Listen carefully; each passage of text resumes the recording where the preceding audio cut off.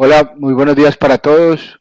Damos inicio con mucho orgullo al seminario web número 15 sobre requisitos de las normas básicas internacionales de seguridad en las exposiciones médicas, un mandato para los países de las Américas, a cargo del doctor Pablo Jiménez, asesor regional en radiología y protección radiológica de la OPS, a quien saludo y agradezco en nombre de todos.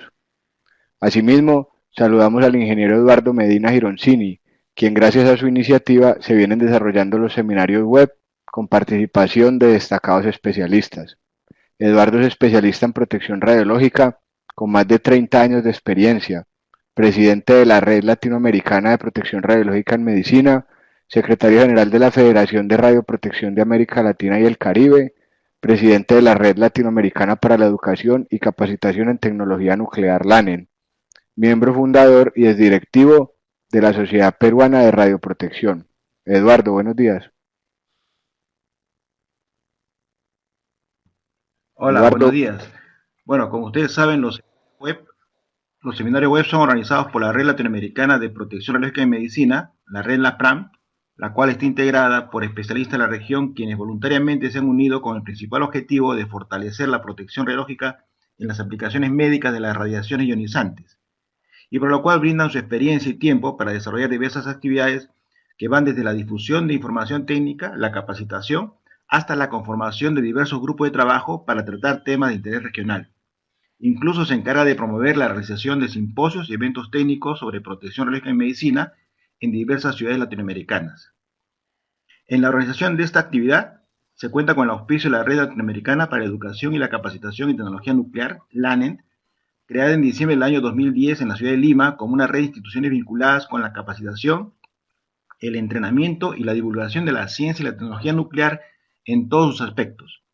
Hoy cuenta con 78 miembros plenos y colaboradores, entre los cuales hay varias organizaciones de protección radiológica. Cabe mencionar que los seminarios web son posibles gracias al apoyo que nos brinda CIBER, de Medellín, Colombia, miembro del ANE y de la red LAPRAM. Y en especial queremos agradecer a nuestro amigo Pablo Giraldo, fundador de esta importante empresa. Él es ingeniero biomédico, magíster en protección radiológica en la Universidad Politécnica de Valencia, España, e impulsor y organizador del diplomado virtual sobre protección radiológica que se realiza periódicamente. Agradecemos a nuestro amigo Pablo Jiménez por su colaboración y predisposición para exponer este importante tema.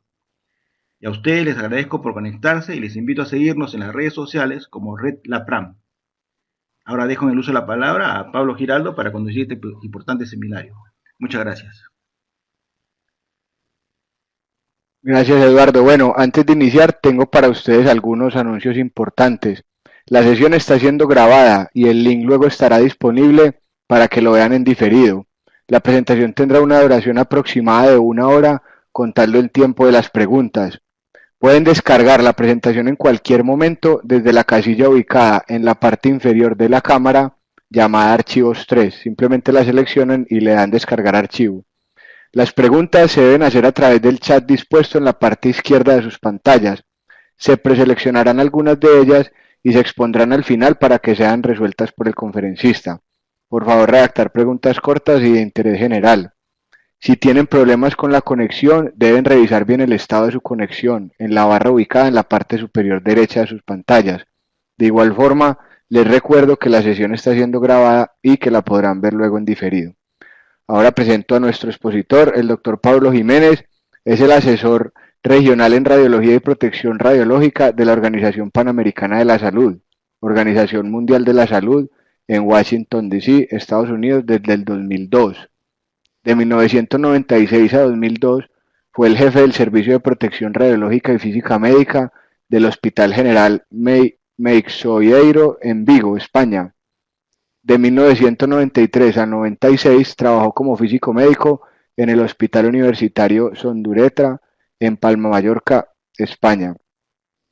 Del 90 al 93 trabajó en Philips Medical Systems y en 1998 en la Empresa Nacional de Aeronáutica CASA de España como investigador.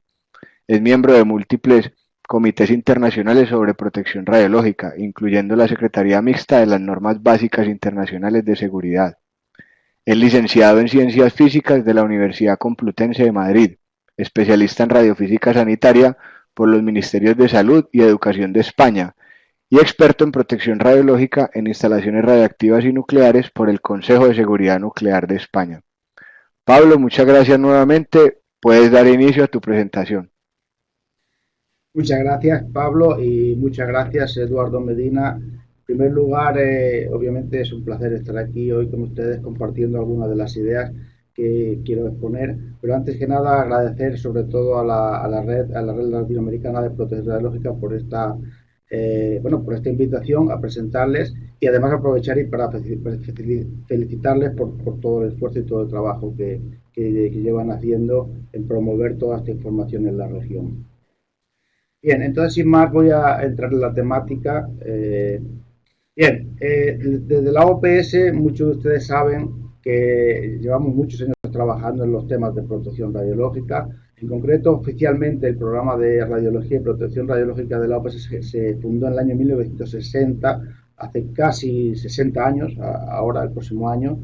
Cuando celebramos el 50 aniversario en el 2010, publicamos esta publicación que está aquí puesta, que voy a señalarla con el puntero aquí. Ahora, esta publicación que tenemos aquí, que la tienen disponible en Internet, es una publicación histórica de un poco de lo que había ocurrido esos 50 años en la región, en todas estas temáticas, y por supuesto incluyen los temas específicos de la protección radiológica en medicina. Y un par de ejemplos de cosas que pueden encontrar en esa publicación, entre otros muchos, ¿no? Bien, como saben, la OPS es una organización intergubernamental. Estamos celebrando ahora el 117 aniversario, fue fundada en 1902. Eso quiere decir que nuestros órganos de gobierno son los Estados miembros. Todos los países y territorios de lo que llamamos hemisferio occidental, o sea, las Américas, forman parte de la OPS, y son los Estados miembros los que establecen nuestros mandatos, nuestras prioridades, y lo que nos dicen dónde debemos ir, dónde debemos actuar, y son a los que debemos responder, por supuesto, ¿no? de los logros o de los avances que se puedan ir alcanzando. Eso lo hacen mediante un órgano de gobierno que se llama la Conferencia Sanitaria Panamericana, que se reúne cada 5 años en Washington. Normalmente son todos los ministros de salud de la región, donde se deciden las grandes líneas de trabajo prioritarias y lo que llamamos nuestras resoluciones. Son mandatos que se establecen para la organización y para los propios países. Los mandatos son normalmente de doble vía, ¿no? La organización tiene que hacer algo y los países tienen que hacer algo. Y cada año que no se reúne la conferencia, se reúne lo que se llama el Consejo Directivo, que es equivalente también con los ministros de salud. En la OPS, solamente las resoluciones que obtienen unanimidad por todos los Estados miembros son las que son aprobadas. Si hay un Estado miembro que no está de acuerdo, esa resolución no queda aprobada. Por tanto, lo que les voy a presentar en cuanto a resoluciones implica que todos los países estuvieron de acuerdo en su contenido y en su formulación. O sea, que hubo un grado de consenso total. Bien, dentro de las muchas resoluciones que tenemos, quizás la más importante por su cuestión de relevancia que tenemos hoy en día es lo que llamamos el acceso universal a la salud y la cobertura universal de salud, que fue aprobada en el año 2014. Básicamente les pongo aquí el nombre exacto de la resolución por si alguien quiere tener curiosidad un día de verlo. Es fácil con un buscador de internet buscar este numerito, CD53R. Es fácil si uno quiere leer. El extracto que les traigo aquí dice: todas las personas y comunidades tengan acceso sin discriminación alguna a servicios de salud integrales, adecuados, oportunos, de calidad, determinados a nivel nacional de acuerdo a las necesidades, a la vez que se asegura que el uso de estos servicios no expone a los usuarios a dificultades financieras, en particular a los grupos de situación de vulnerabilidad. Aquí el llamado que les quiero hacer es que no se trata de tener acceso a los servicios de salud, sino que estos servicios tienen que ser de calidad, y de calidad implica que tienen que ser seguros. Si no hay seguridad en un servicio, por supuesto no podemos hablar de calidad. Bien, en cuanto a lo que nos ocupa, respecto a las normas básicas internacionales, esa resolución para lo que es el mandato de OPS y por tanto un mandato para los países, se produjo en la Conferencia Sanitaria Panamericana del 2012, donde la conferencia unánimemente respaldó esas normas internacionales, instó a los Estados miembros a que las usen, las pongan en marcha para poner sus planes nacionales de seguridad radiológica y solicitó a la OPS trabajar y colaborar con los Estados miembros en su aplicación, en la aplicación. O sea que tenemos aquí este mandato, el número, por si lo quieren leer con detalle, como en la resolución, todo lo que incluye, está aquí arriba, en este caso es CSP, porque es Conferencia Sanitaria, CSP 28.R15. Bien, hay otras resoluciones posteriores a esta de 2012 relacionadas donde aparecen las normas internacionales más recientes. En concreto, nos aparece en el año 2017, hace 2 años, cuando los países aprobaron lo que llamamos nosotros la Agenda de Salud Sostenible para las Américas 2018-2030, un llamado a la acción para la salud y el bienestar de la región. Ahí está la resolución. Donde se pide es que para el año 2030 que se apliquen los requisitos de las normas internacionales para los servicios de diagnóstico y terapéuticos que usan tecnologías sanitarias con radiación, siguiendo lógicamente las directrices que da la norma internacional. Y más recientemente, ahora en octubre, el Consejo Directivo aprobó esta resolución, que les pongo aquí, la CD 57R2, que es el Plan Estratégico de la Organización Panamericana de Salud para el quinquenio 2020-2025. Y hay un indicador que debe cumplirse y por tanto reportarse, y esperamos que los países reporten junto con nosotros, con el secretariado, el progreso en este aspecto, donde se dice número de países y territorios que tienen reglamentos y mecanismos de supervisión que aseguran el acceso a servicios radiológicos seguros y de buena calidad, alineados con las normas internacionales. O sea, por tanto, tenemos un marco de mandatos en la región. En lo que respecta al aspecto técnico de la norma internacional, muchos de ustedes saben que en esta última versión que está en vigor, la que está aquí en la pantalla, hemos seguido manteniendo lo que llamamos el esquema de ASCARE y ICRP. Es decir, mantenemos la información científica o usamos la información científica que nos da el Comité de Naciones Unidas especializado en el tema, en este caso ASCARE. Por supuesto, hay mucha literatura sobre información científica de efectos de la radiación, etcétera, pero nosotros solamente usamos la que nos da el ASCARE, porque es el comité oficial. Obviamente, como digo, hay mucha información científica.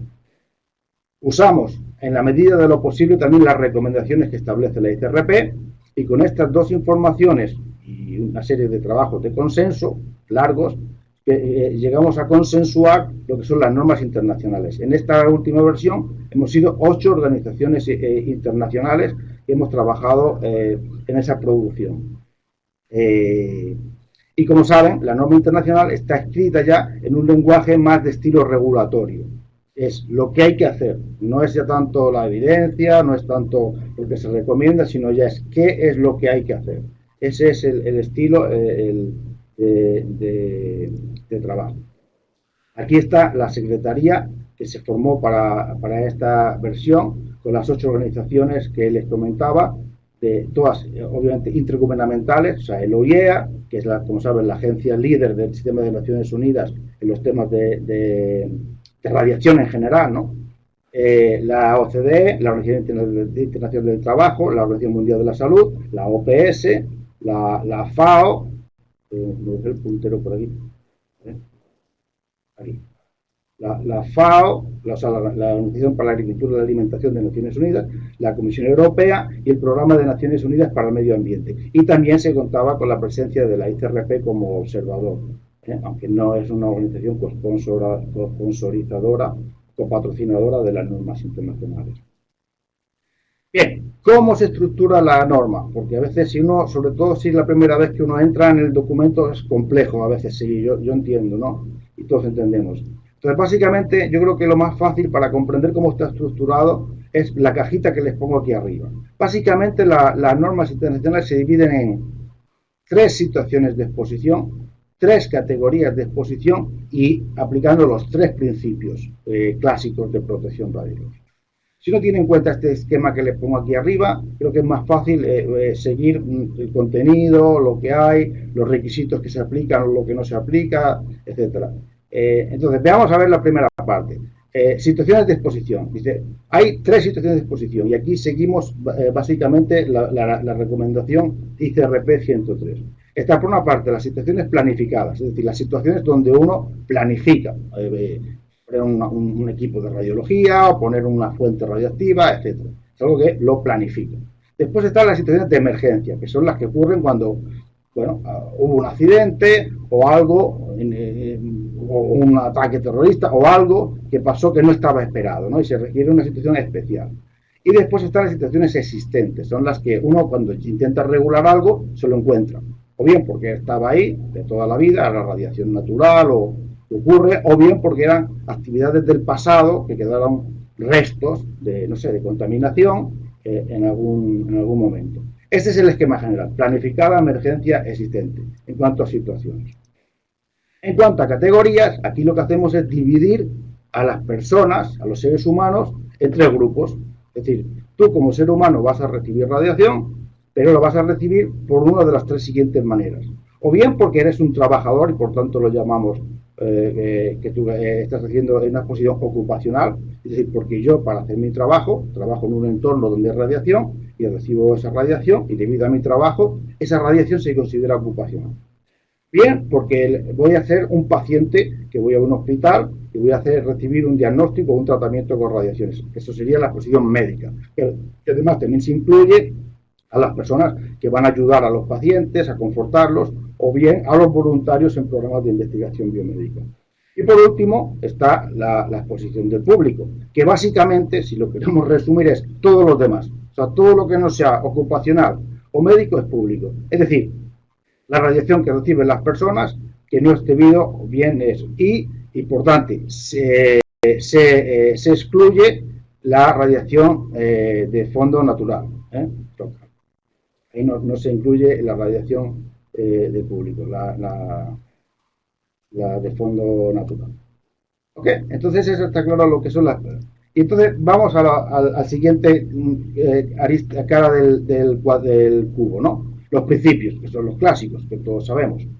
La justificación, la optimización y la limitación. De tal manera que uno cuando entre a la norma básica se va a encontrar dividido por exposiciones, situación de exposiciones, por categorías, la flechita aquí, por las categorías en cada una de esas situaciones y a cada una de ellas les va a aplicar los principios. O sea, en teoría, pudiera haber hasta 27 conjuntos de requisitos, ¿no? En teoría, en la práctica no, ya veremos ahora por qué. Pero eso sería un poco el esquema mental y creo que les ayudará mucho a entender un documento complejo como ese que le pongo aquí. Y aquí va el contenido, el índice del contenido de la norma internacional. ¿Cómo está organizado? Perdón que la diapositiva está en inglés. Como saben, la norma internacional está traducida a los 6 idiomas oficiales de Naciones Unidas, incluyendo el español, o sea que por tanto lo pueden leer en español, todo el documento. Y además también está traducido al portugués gracias a la colaboración de Anvisa, de la Agencia Sanitaria de Vigilancia Sanitaria de Brasil. O sea que lo tenemos en todos los idiomas que al menos nos interesan en la región, en español, en inglés, en francés y en portugués. Entonces, como les decía, ¿cómo está organizada la norma? Hay un capítulo de introducción donde no hay requisitos, es simplemente una introducción. Los requisitos empezarían en la sección 2, donde están los requisitos generales que aplican a todas las situaciones, o sea, que aplica a todo. Y después se dividen en las 3 situaciones. El capítulo 3 a las situaciones planificadas, el capítulo 4 las de emergencia y el capítulo 5 a las existentes. Y después hay una serie de anexos, etcétera, etcétera. Pero es fácil. Entonces, cuando uno entra a las situaciones planificadas, en cada una de esas situaciones recorre los distintos categorías de exposición. La ocupacional, la pública y la médica. En concreto, la médica, que es la que yo le voy a exponer esta mañana, se encuentra en el capítulo 3, en la sección 3 aquí. Bien.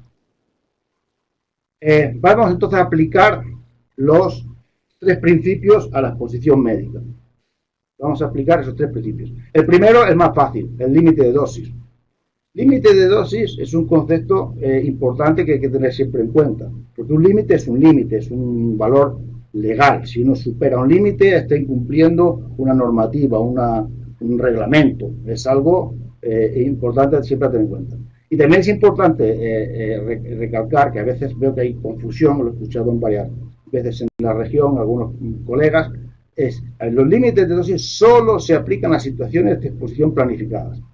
No se aplican a situaciones de emergencia y no se aplican a situaciones existentes. Por tanto, tener esto en cuenta. Límites de dosis solo para exposiciones planificadas. Además, solo se aplican a las categorías de ocupacional y público, no a exposiciones médicas. Las exposiciones médicas no hay límites de dosis. Importante también tener en cuenta esto cuando uno habla, al menos apropiadamente, de límites de dosis de un paciente o un límite de dosis en una situación de emergencia como los comentaristas de la CNN y otros medios de información. A veces uno escucha en la televisión de cuando la emergencia de Japón, no sé qué, los trabajadores están superando el límite de dosis. No hay límite de dosis en exposición de emergencia, en situación de emergencia, ¿ok? Hay valores de referencia, hay otros instrumentos, pero no límites. Bueno, los valores, yo creo que todos lo saben, aquí están puestos, pero vamos, no los voy a detallar, los conocen perfectamente cuáles son los valores. Los ocupacionales, por supuesto, aquí en esta tabla son para trabajadores de más de 18 años. A veces los de 16 a 18 años los límites son un poquito inferiores y a veces en algún lugar he visto que alguien se confunde. También lo he visto en algún informe. Que eso, por favor, tengan en cuenta que cuando pongan límites ocupacionales quede claro que estamos hablando de trabajadores de más de 18 años. Y que los límites son 100 milisieverts por cada 5 años. Y ningún año puede superar los 50 milisieverts. O si quieren, operacionalmente, los 20 milisieverts al año. Bien. El principio de justificación. Este principio es un poquito más complejo de explicar para lo que son las exposiciones médicas. Obviamente, como principio es fácil. Uno lo que tiene que hacer es que lo que haga obtenga un beneficio, claro. O sea, sé que voy a tener riesgos, pero voy a tener beneficios. Lo que yo quiero es que el beneficio me pese más que el riesgo. Haga lo que haga. Ese es el principio que está ahí. Ahora bien, en otras palabras, le pongo aquí, una exposición, sea médica o no médica, me da igual, que no da un beneficio, claramente no está justificada, no debería darse, no debería hacerse, tanto si es médica como si no es médica. Es decir, tengo que tener algún beneficio. Hacerlo por hacerlo no debería ocurrir, ¿no? En el caso específico de las exposiciones médicas, lo que pide, obviamente, la norma, y esto ya es literal lo que dice la norma, es que deben estar justificadas. ¿Por quién? Por las partes pertinentes. ¿Y quiénes son las partes pertinentes? Pues ahora lo vamos a ver, ¿no? Aquí el ejemplo, ¿no? Lo que les decía. Cuando da uno una exposición a un paciente, no hay manera de eliminar los dos botones como el chiste de aquí. Voy a apretar el botón con el objeto, en este caso, de hacer una mamografía para detectar cáncer, pero también sé que estoy introduciendo un agente cancerígeno que puedo causar cáncer. La cuestión está en que este balance sea positivo. Entonces, la justificación en la exposición médica, básicamente hemos adaptado lo que la ICRP ponía en la publicación 103. No es exacto, pero básicamente sigue ese lineamiento. Por una parte, hay 3 niveles, lo que se llama el nivel general. El primero es que hoy en día, en el año 2019, la mayoría de la población acepta que el uso de las radiaciones en medicina produce más bien que mal. Es algo que se acepta en general. No sé si ustedes conocen a alguien, algún grupo de presión, alguna ONG, alguien que protesta, no sé, tipo Greenpeace o alguien. Yo no conozco que alguien vaya diciendo, no, paremos los exámenes radiológicos. Bueno, o sea, no veo que, o sea, hay una aceptación general del público. ¿Por qué? Bueno, porque sabemos que hay unos grandes beneficios para la salud pública, para diagnosticar y tratar muchas enfermedades. El siguiente nivel es lo que se llama la justificación genérica. Lo que dice la norma es que básicamente es que esa justificación genérica es particular para un procedimiento. Mañana, pongamos un ejemplo, mañana yo invento un aparato que sirve para irradiar, no sé, el ojo derecho de todos los niños Kenastron. Un aparato fantástico y además me detecta una cosa increíble, a lo mejor, no sé qué. Pero alguien me tendrá que justificar que eso es útil, eso vale, eso tiene una evidencia médica de que eso sirve para algo, ¿no? Eso es lo que se llama la justificación general de un procedimiento bien existente, obviamente los que ya existen, que ya se ha demostrado hace mucho tiempo que tiene un beneficio para la salud, no hace falta mucha demostración, pero sobre todo los nuevos, alguien me tendrá que decir, oye, esto es o no es factible, esto tiene sentido o no tiene sentido. Y eso es esa justificación, lo que la norma a quien le pone esa responsabilidad es a la autoridad sanitaria conjuntamente con los órganos profesionales competentes, o sea, normalmente con las asociaciones profesionales del ramo o de la cuestión en que se trata. Y básicamente para poder justificar estos procedimientos radiológicos hay que considerar varios elementos. Uno, que sea apropiado a las circunstancias epidemiológicas. Por ejemplo, hacer radiografía de tórax, de cribado, no sé, en un área donde la tuberculosis no es elevada, a lo mejor no está justificada, pero en un área o en un lugar o en unas cárceles, a lo mejor puede que esté justificado. Es decir, hay que tener en cuenta la circunstancia epidemiológica. Tiene que estar basado en evidencia científica. Tiene que haber claramente una evidencia que me justifique, que me diga, oye, es que esto, si efectivamente esto sirve o no sirve, porque si hago algo que no sirve, pues no tiene... Hay que también tener en cuenta los aspectos de costo-efectividad. Sí, a veces es útil, pero es demasiado costoso. El sistema de salud no lo puede mantener, no es sostenible. Hay que tener en cuenta si eso es o no es viable para el sistema. Los aspectos de evaluación de tecnologías sanitarias tienen que tener que tenerse en cuenta. Y, lógicamente, todo esto está relacionado con el aspecto del uso racional de las tecnologías. Se trata de usar las cosas para que son un bien, ¿no? No se trata de usarlo porque sí. Y esa es lo que se llama la justificación genérica. Y después está el nivel 3, ya el paciente específico. Ok, ya me viene un paciente al hospital, a mi centro de salud, donde voy a hacer una exploración radiológica. Y ahí ya estamos hablando de un paciente que va a hacer una exploración que ya está justificado el procedimiento, no me voy a inventar un procedimiento nuevo, sino que ya... Pero, ¿quién tiene que hacer esa justificación? Y aquí la norma le pone principalmente la responsabilidad al médico radiólogo conjuntamente con el médico que prescribe esa prueba. Ahí... básicamente, el concepto principal detrás es que sea el médico radiólogo el que tome esa mayor responsabilidad, conjuntamente con el que prescribe, para ver si lo que se está pidiendo al paciente tiene sentido o no tiene sentido, etcétera, que se tengan en cuenta aspectos como la idoneidad de la solicitud, la urgencia del procedimiento, las características de la exposición médica que se trata, las características propias del paciente e información pertinente como, por ejemplo, estudios previos que pueda tener, etcétera, etcétera. Ese es el esquema de justificación. Ahora, esa parte en particular de lo que se dice es que, por favor, se usen o se adopten o se tengan en cuenta directrices nacionales o internacionales sobre la remisión de pacientes. En concreto, pues hay muchísimas, afortunadamente, en la literatura. Hay guías nacionales en algunos países. Por ejemplo, aquí en Argentina, la que le pongo aquí, he estado aquí de Argentina. ¿Quién es donde tengo el puntero? Aquí está la de Argentina. Aquí tenemos, por ejemplo, aquí la de Estados Unidos, se llama la Purpurian Criteria, que es el que se usa aquí en la American College of Radiology. O hay muchas internacionales en Europa. Aquí hay una de Reino Unido, otras de Europa, etc.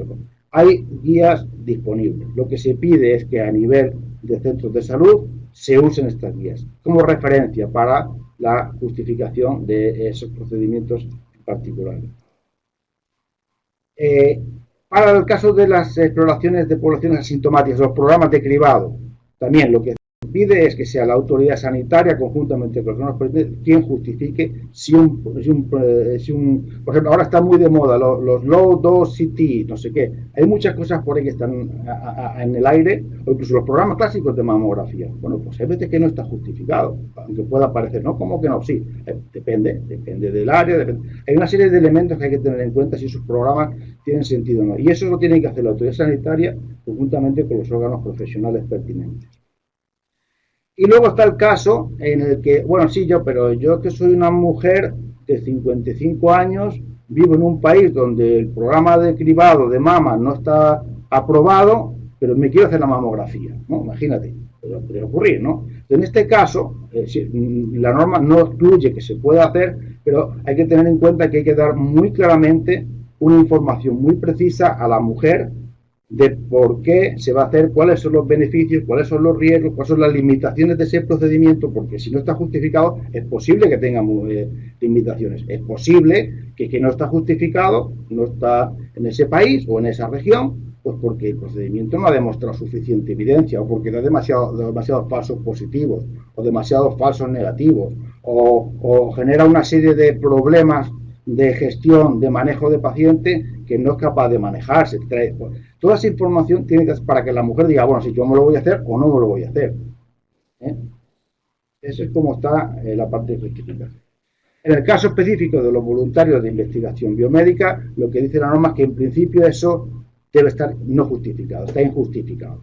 No debería usarse relación para investigación, excepto si se hacen debidamente, si se hace de acuerdo con la Declaración de Helsinki y con la directriz del Consejo de Organizaciones Internacionales de Ciencias Médicas y con las recomendaciones de la ICRP al respecto. Y que, por supuesto, tiene que estar supeditado a la aprobación de un comité de ética o equivalente. Bien, esa era la justificación. La optimización, que es el tercer pata de los principios. No hemos visto la limitación de dosis, hemos visto la justificación. Ahora a ver qué es lo que nos dice la norma sobre la optimización de la dosis. Bien, la optimización, como todos sabemos, básicamente se trata de buscar ese punto óptimo de obtener que el balance riesgo-beneficio sea el mejor, ¿no? O sea, el máximo, ¿no? O si quieren, el riesgo-beneficio el mínimo. Trata de hacer lo posible para que los riesgos sean mínimos y los beneficios sean máximos. ¿Dónde está ese punto? Uno, cuando aplica el concepto tiene que tener en cuenta que a efectos de la norma internacional adoptamos o aceptamos que no existe límite no hay umbral de no riesgo. Es decir, que incluso 0,2, 0, bueno, un fotón puede tener riesgo. Es lo que se llama la hipótesis de umbral lineal, ¿no? Eso es una asunción, o sea, asumimos que eso es así a efectos de aplicar el concepto de optimización. Y como saben, lo que más relacionado está con el concepto de optimización es el concepto de ALARA, ¿no? Tan bajo como razonablemente sea posible. Eso es lo que uno queda ahí. Pero claro, el concepto de ALARA es un poquito más complejo que eso. Habla también de que teniendo en cuenta consideraciones sociales, consideraciones económicas, etc. Y muy importante, para la norma internacional, el concepto ALARA solamente es aplicable para las exposiciones ocupacionales y de público, pero no para las exposiciones médicas. Y ahora veremos por qué. Para las exposiciones médicas, el concepto de optimización, lo que dice la norma es que es lo siguiente. Para las exposiciones médicas de los pacientes, la optimización de la protección y la seguridad es el manejo de la dosis de radiación al paciente en consonancia con la finalidad médica. Es decir, aquí no se trata de dar lo menos posible. Claramente, en un tratamiento terapéutico, si no damos la suficiente radiación, que en este caso la radiación es el agente terapéutico, suficiente, pues no vamos a obtener el beneficio. Y en el caso de las exposiciones diagnósticas, tenemos que dar una cantidad de radiación que sea la mínima necesaria para obtener una imagen o una información diagnóstica de calidad suficiente. Si damos muy poca radiación, pues a lo mejor no conseguimos el beneficio. Entonces, hay que tener cuidado. Por tanto, lo que dice la norma es que en este caso es un tema más complejo, es el manejo de esa dosis de radiación. Por tanto, no apliquemos directamente el concepto de ALARA a la exposición médica. Ese es el otro mensaje que les quería compartir. La norma recorre varios aspectos de la optimización y para ello le pone principalmente la responsabilidad a los titulares de las licencias. Obviamente saben que cada establecimiento que tenga equipos de radiación debería contar con una licencia o bien un registro, el centro o bien una licencia, una autorización tiene que tener. Bien sea por licencia o por los titulares o bien de ese registro o de la licencia, así como los médicos. Y fíjense que la máxima responsabilidad se la pone siempre o al titular o al médico. Tienen que tener en cuenta los siguientes aspectos: aspectos de diseño, aspectos operacionales, de calibración, dosimetría de pacientes, de niveles de referencia diagnósticos, programas de garantía de calidad y restricciones de dosis. Vamos a ir rápidamente viéndolos un poquito. Respecto del diseño, lo que dice la norma es que los equipos y los softwares y los programas informáticos que se usen para exposiciones médicas tienen que estar fabricados y cumplir normas equivalentes o aplicables de o bien la Comisión Electrotécnica Internacional, de la Organización Internacional de Normalización, la ISO, o bien de normas nacionales aprobadas por el órgano regulador. Es decir, no me vale cualquier equipo que no me siga algún tipo de lineamientos, puedo usarlo para cualquier cosa en cualquier hospital. Eso es el mensaje que hay detrás de ese requisito.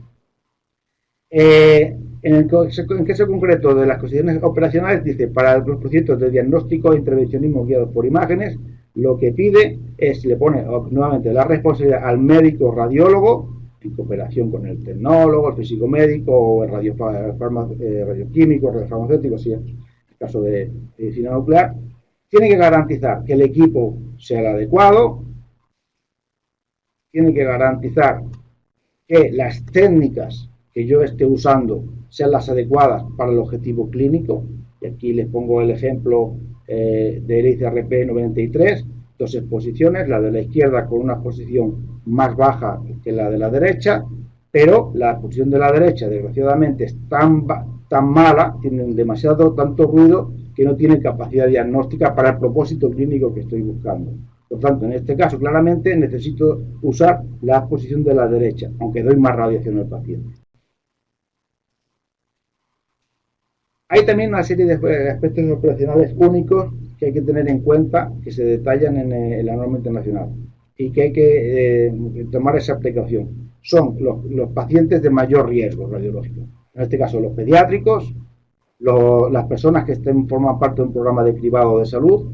Pensemos que hay que tener en cuenta que estamos hablando de personas sanas en principio, que van a un programa de cribado de salud.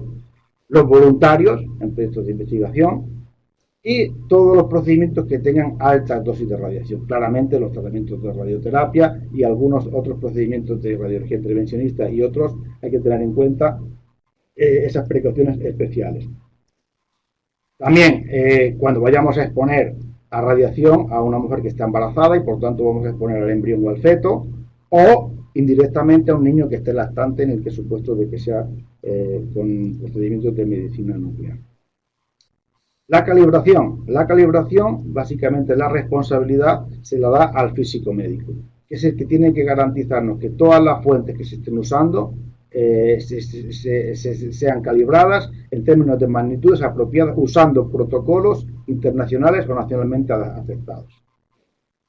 Que esas calibraciones hay que hacerlas antes del uso clínico, tras todo procedimiento de mantenimiento que pueda tener efecto a la dosimetría y entre intervalos aprobados por el órgano regulador.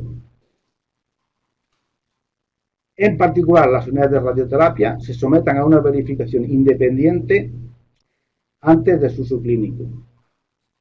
Y que la calibración de los dosímetros, etcétera, usados para calibrar esas fuentes sean trazables a un laboratorio de calibración dosimétrica, bien de estándares, o bien secundario, obviamente primario o secundario principalmente. Aquí conocen ustedes las redes que hay a disposición en la región para ello.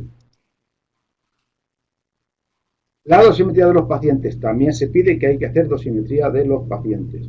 Y en este caso, obviamente, es el físico médico el aliado que debemos contar con él. Bien porque va a hacer la dosimetría directamente o bien bajo su supervisión. Y también, lógicamente, tiene que hacerlo usando protocolos aceptados o bien internacional o nacionalmente. Tiene que determinar, en el caso de las exploraciones diagnósticas, pues las dosis típicas más comunes en los pacientes.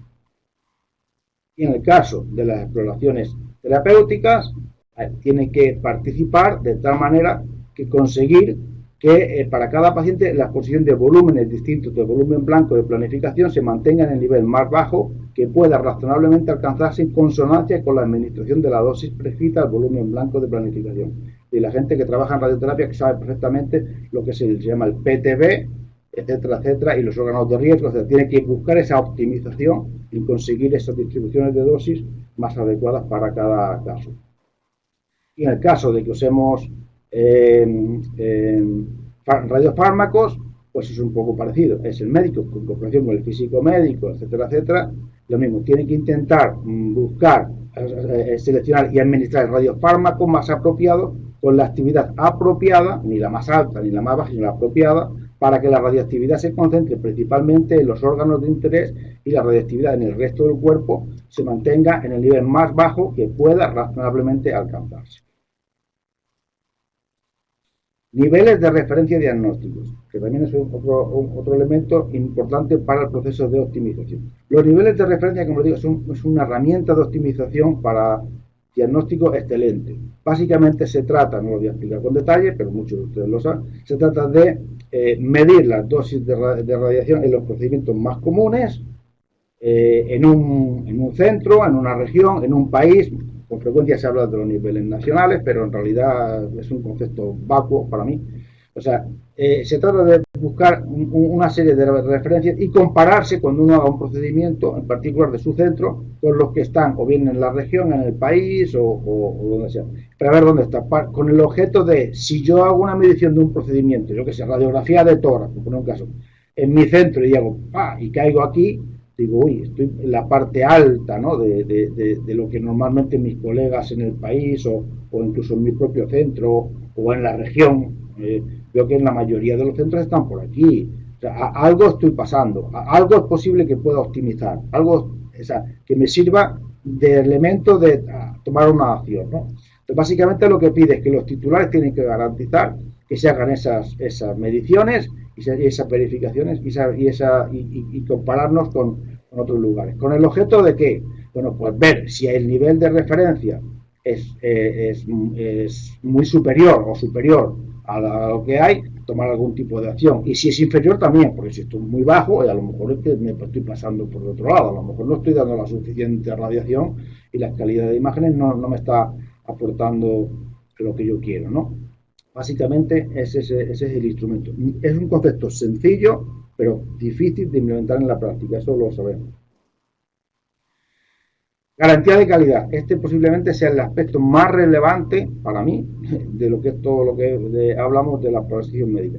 Es importantísimo que los centros tengan programas de garantía de calidad implementados, que sean integrales y que sean con la participación de físicos médicos, radiólogos, o sea, médicos, tecnólogos, etcétera, etcétera. Y en caso de medicina nuclear, radiofarmacéuticos, radioquímicos, lo que corresponde.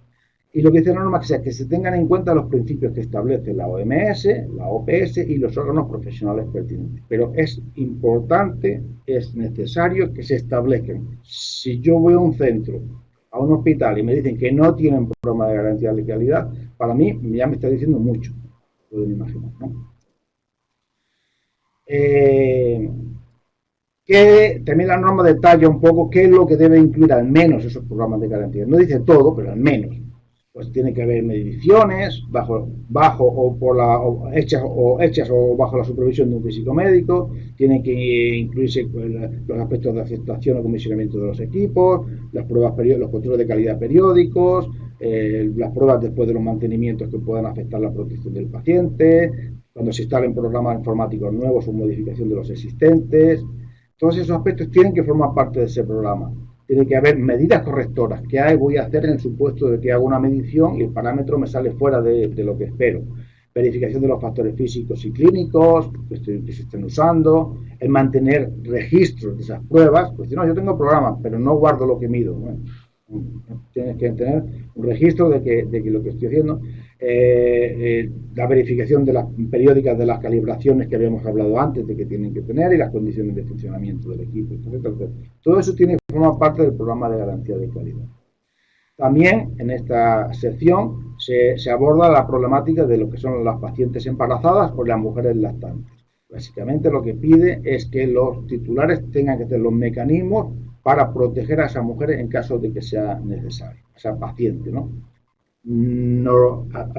A veces es posible posponer la exposición médica, pero a veces no es posible. A veces el riesgo clínico de la paciente requiere una exposición médica donde el efecto se va a irradiar. En ese caso hay que tener los mecanismos oportunos, que no los voy a detallar ahora, pero están ahí en la norma.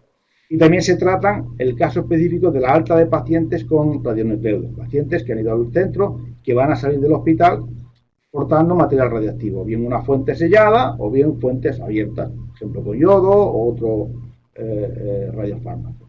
Y también hay que garantizar que esos pacientes, cuando salgan a la calle, tienen que haber mecanismos de protección de la salud, en este caso del público y los familiares que estén con él. Hay también una serie de requisitos específicos para esto, que está cubierto en la norma. Cuando algo va mal, ya saben, las exposiciones involuntarias o accidentales, pues también, obviamente, lo que pide la norma es que se haga todo lo posible para que eso ocurra, pero si ocurre, hay que investigarlo. Y el titular tiene la responsabilidad de investigar qué es lo que pasó, cuáles son las dosis, y en caso oportuno, tomar decisiones para, obviamente, para los pacientes, si va a ponerse en riesgo, y además informar al órgano regulador y a las autoridades sanitarias si procede. Y hay que tener registros y de todo esto, de todos los exámenes, los registros, todo lo que hemos hablado. ¿Por qué? Bueno, pues porque es buena práctica como un programa de garantía de calidad tener esos registros, pero también sirve para las cuestiones de inspecciones de las autoridades correspondientes que pueden venir a pedirnos bueno, lo que es la información que sea oportuna. O si ocurre algún evento, alguna cuestión, uno puede decir, no, mira, pues en febrero pues el acelerador lineal estaba bien. Pues mira, debía ser entonces entre febrero y marzo cuando ocurrió lo que ocurriera. Pero uno porque tiene registros. Si no tiene registros y ocurre algo, a veces uno está bastante perdido. O sea, tiene muchas ventajas tanto para el usuario como para las autoridades o cualquier tipo de investigación. Y bueno, y hasta ahí eran las noticias buenas, o sea, las noticias malas. Las noticias malas es que la norma internacional nos dice qué es lo que hay que hacer, pero no nos dice cómo hay que hacerlo. Y en ese aspecto estuvimos trabajando el año pasado en OIEA, la OIT, la OPS y la OMS en esta guía que se publicó por el OIEA también el año pasado, en octubre del año pasado, hace un año más o menos, donde intentamos explicar con más detalle cómo implementar las normas en medicina.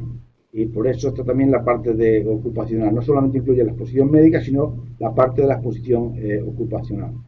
Está ahí. La parte mala de esta guía es que esta, desgraciadamente, solo está en inglés. Está disponible, por supuesto, en la página con lo que es buscador de internet la encuentran, y si no, aquí les pongo el link.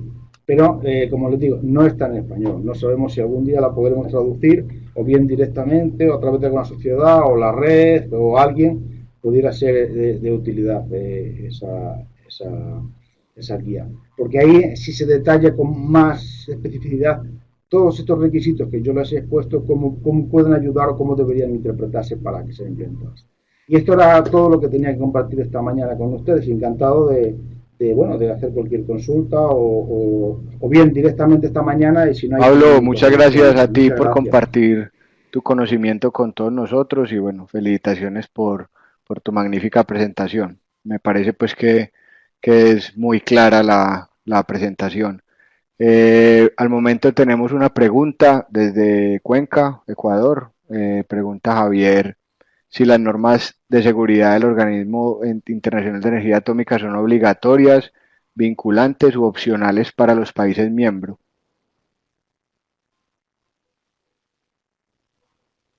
Es una muy buena pregunta. La cuestión legal de lo que significa la norma depende de la organización. Como les decía, hay 8 organizaciones que han co-sponsorizado esas normas. Para algunas de ellas tiene carácter vinculante algunos aspectos. Para otras son recomendaciones. Me explico. Por ejemplo, la parte de los requisitos ocupacionales son obligatorios para todos los países que hayan firmado una convención con la Organización Internacional del Trabajo. Todo esto que les digo está al principio de la norma, en el prefacio, hay una sección que nadie lee, obviamente, pero ahí está explicado, ¿no? Donde la OIT tiene una convención. Hay muchos países de la región que han firmado una convención. Entonces, todos los países que hayan firmado la convención, de eso es obligatorio aplicar los requisitos solamente los ocupacionales, para la OIEA en concreto, que yo sepa, es una recomendación, pero si el país pide cooperación técnica en algunos aspectos con el OIEA, es necesario que cumpla algunos aspectos de la norma internacional, que tenga un órgano regulador, que garantice algunas cuestiones mínimas, un marco, una infraestructura reguladora, una normativa, para poderles dar cooperación técnica en según qué aspectos. En el caso específico de la OPS, como les digo, es un mandato en particular orientado hacia la parte médica de las radiaciones. Es un mandato que, que es simplemente lo que yo les he puesto ahí. Urge a los Estados miembros a hacer y pide a la OPS cooperar, pero no es una obligación. Ahora bien, es una obligación para las organizaciones internacionales. O sea, si yo voy a un país a hacer alguna cooperación o alguna orientación, tengo que basarme en lo que dice la norma a la hora de dar esas recomendaciones. Para el país es Y el país lo que no hace es cumplirlo. solicitar apoyo al organismo para implementar las normas pues en cada país, ¿no? Que así hicimos en Colombia pues hace unos años, pedirle apoyo al organismo para eso y se hizo y fue, pues y hasta el momento ha sido satisfactorio. Y Pablo, de pronto al final, Javier porque se habla mucho de los titulares y de pronto para algunos no es claro quién es el titular, entonces es simplemente como, como dar un ejemplo en una institución, por ejemplo en una clínica, a quién se refieren como el titular de la licencia.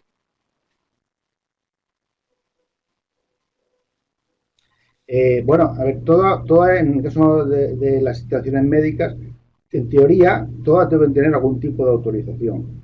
Las autorizaciones dependen mucho del país. Hay países que las dividen esas autorizaciones bajo un concepto que se llama licencia, sobre todo para las de alto riesgo, pues no sé, servicios de radioterapia o medicina nuclear con radiofármacos importantes, que haya terapia, o etcétera. Y hay algunos otros países que esa autorización la dejan simplemente en un nivel de registro. Básicamente le piden información básica, como son equipos de rayos X, le piden la información y la autoridad correspondiente la registra. Pero ese acto, tanto la licencia como el acto de registro, da lo que se llama la autorización.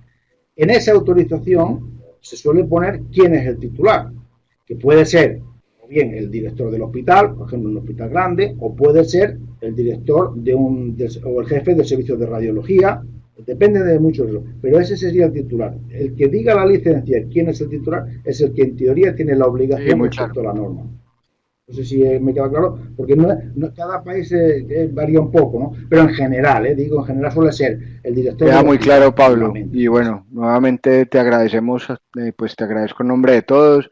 Esto, pues, como bien sabes, queda grabado, queda montado en redes y pues nosotros, Eduardo, pues y yo le hacemos seguimiento y la verdad es que sí tiene, o sí hace mucho eco este tipo de seminarios. O sea, sí presenta luego muchas visualizaciones. Bueno, a ver que había a ver, qué pena, Pablo, un comentario de Tania.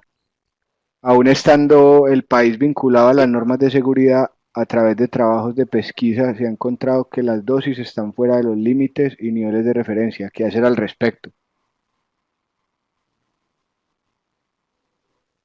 Pues obviamente lo que de momento el primer paso es saber eso, saber que está fuera de esos, o bien si es un límite de dosis hay que actuar inmediatamente. Si hablamos límite de dosis es una violación legal de algo. Si es una cosa ocupacional, o bien de un trabajador o bien del público, hay que actuar inmediatamente para que el límite de dosis baje, para reducir el riesgo de esos trabajadores o del público. Si es un nivel de referencia, hay que actuar en función de qué nivel estemos hablando. Por ejemplo, si resulta que el nivel de referencia para, no sé, para mamografía es X milisieverts y resulta que en mi centro estamos muy por encima o por debajo, tengo que ver cuál es la causa. Hay que actuar. Pero por supuesto el primer paso es saberlo. Si no sabe uno eso, mal andamos. Ahora, si lo sabe, hay que actuar. Hay que actuar. Si es un límite, inmediatamente. Si es un límite de un trabajador o si es un límite de público, que hemos puesto un servicio de medicina nuclear en una comunidad de vecinos y estamos contaminando o estamos superando los límites del vecino de al lado, una persona que vive ahí. O sea, por supuesto es una situación inmediata. Un límite es inmediato. Y un nivel de referencia hay que estudiar cuál es la causa, cuáles son las posibles acciones de mejora con el objeto, pues eso, de Muy bien. bajar Bueno, Pablo, el con nivel de esto damos por referencia. terminado oficialmente esta quinceava experiencia. Esperemos que de muchas otras. Nuevamente, gracias a ti, gracias Eduardo y gracias a cada uno de los participantes que estuvieron conectados y atentos durante el seminario. Recuerden que posteriormente se les enviará información sobre este y futuros seminarios. Bueno, feliz Navidad para todos y próspero 2020. Un abrazo. Igualmente, un abrazo para todos y nuevamente gracias a vuestro apoyo y vuestra Gracias, colaboración Pablo. y Hasta aquí luego. estamos para servir. Feliz Navidad.